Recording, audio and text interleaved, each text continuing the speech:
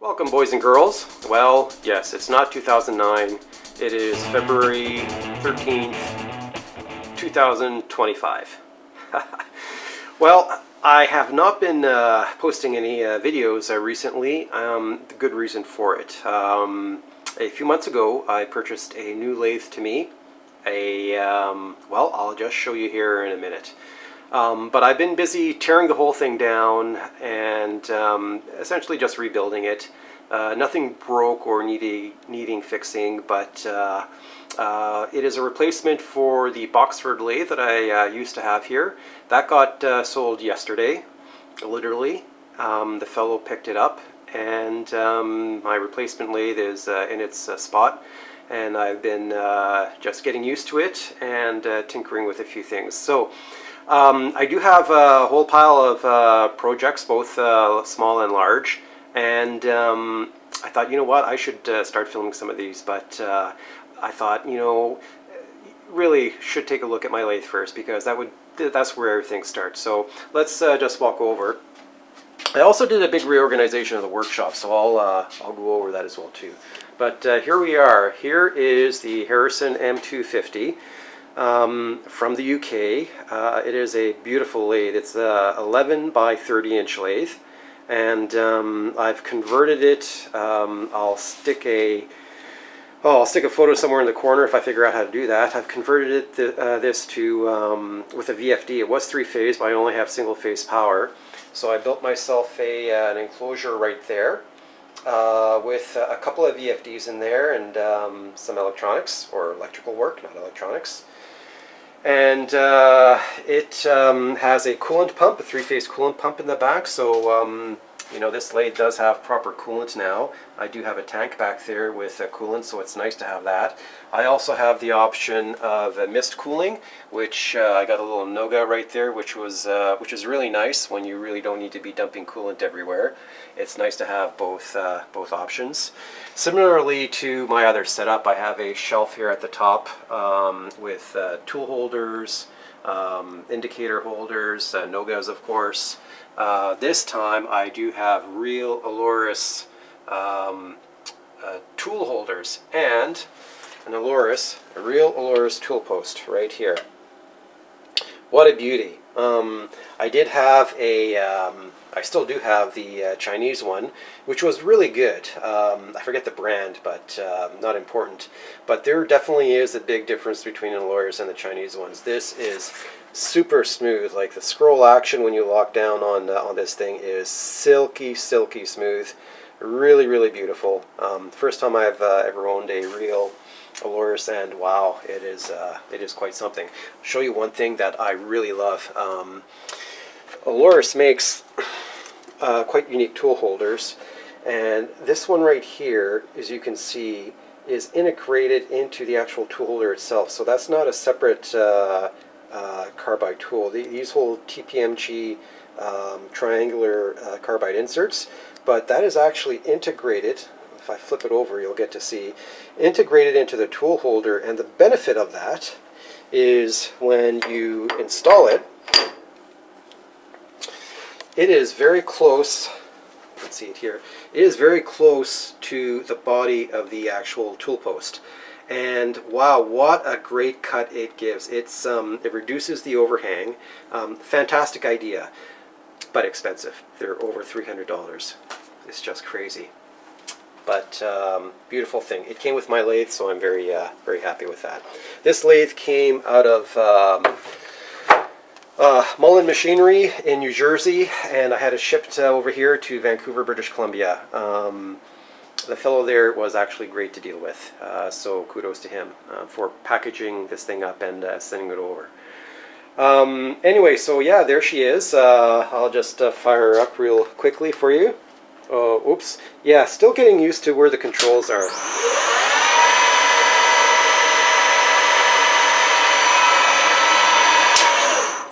All right, I forget where I left things off. I had to take a couple day break here. So anyway, I'm back. So back to my lathe. So I think I've showed the tool post. This was the Aloris. I'll just sort of go through a few more things here. So this is a Harrison M250. I gutted all the electrical and built a new panel, front panel. I'll stick the photo of the back of it up here in the corner somewhere. Down here was the VFD. I think I maybe already spoke about that. This lathe does have the cabinet with the door and also the brake. Or sorry, it's not a brake. It's basically it's a switch that kills the spindle. That's how it's wired to the VFD right now. In here, basically, I just spare a few things. You can see right there. Steady rest, follow rest, grinder, attachment for the taper attachment, some drive dogs, and faceplate. I had to build these risers for the lathe. There's one there and one on the other side because this thing sits really low to the ground. Apparently that's a common complaint. So that is 4 or 5, that's 6 inches up in total. And it sits just at the right height. On this side right here, I guess on the gear side, let me pull this off. It's actually really easy to do. I made some modifications. I disabled the interlock. Let's see, put this down. Here we go. So that's the side of it. These are, I believe, phenolic gears. They're really quite quiet. As a matter of fact, when I run the lathe with the feed engaged, I cannot tell the difference between when it's engaged or not engaged. That's how nice it is. I built and installed a Hall sensor that feeds back to this guy right there, so I can see what the actual spindle speed is. Spinder. And there's the 1.5 horse 3-phase motor. So pretty clean setup right there. Next up is the DRO. So this lathe is a 1986 lathe. It comes with an Analam 1986 DRO as well too. These guys, if you look online on eBay for used prices on these things, they're like $1,000 just for the head. I thought that was ridiculous. But then you open the thing up, you open up the scales, and wow, quality, real high quality stuff. So that's why I guess they cost a lot of money. Made in the US. It is old, it looks clunky, but it does work. It does work. This is a D1-3 spindle nose. So the chucks and all that are D1-3.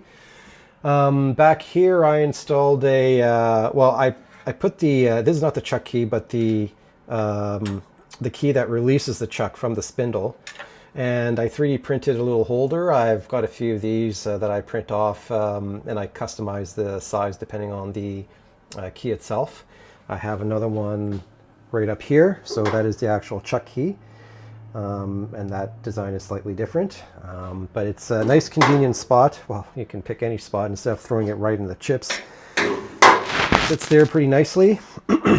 Same with this guy right here. It doesn't get used very often, so just throw it back there. But it fits very, very nicely. It's a real positive lock. It just feels really nice. My air, oils, I keep Tapmatic, Way Oil, and A9. Oh, right, that is for, this is where the mist coolant should be. So it has a custom bracket and a 3D printed cap.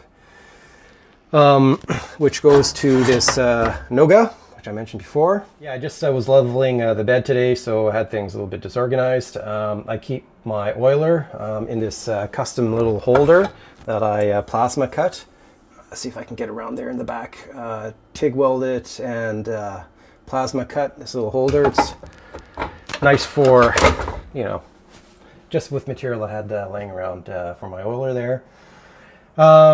Tailstock basically just bumps right up against the wall, so it just fits really nice and tight.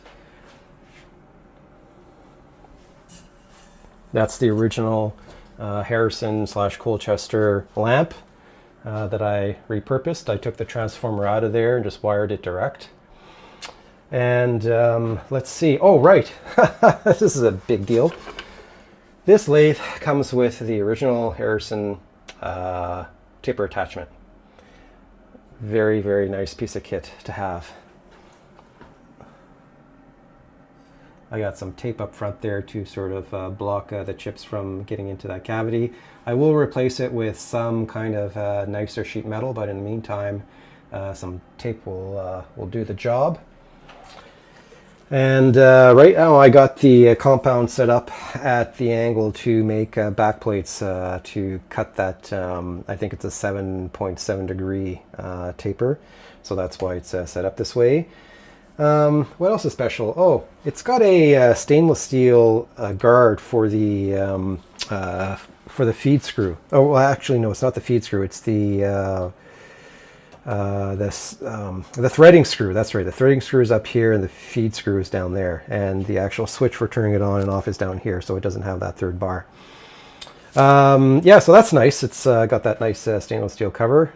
It does also have a stop. Right, and I just attach my magnetic indicator on here for whenever I do need it. What else? I think that's pretty much it. I guess over here, this is just you know, your regular tooling for the lathe. Have my index drill bits on this side right there, metric drill bits, silver Deming drill bits, specialty short drill bits and carbide bits and deburring bits and oils and that kind of thing. So that's how I operate my lathe. Anyway, I always love watching other YouTube channels whenever they showcase their lathes. I don't think they do it enough. I really love lathes. I love machinery and all that kind of stuff. So yeah, I thought I'd do that with mine. I just love this machine. I'm very, very proud of it. And anyway, hope you all guys got something out of it as well too. We'll see you next time.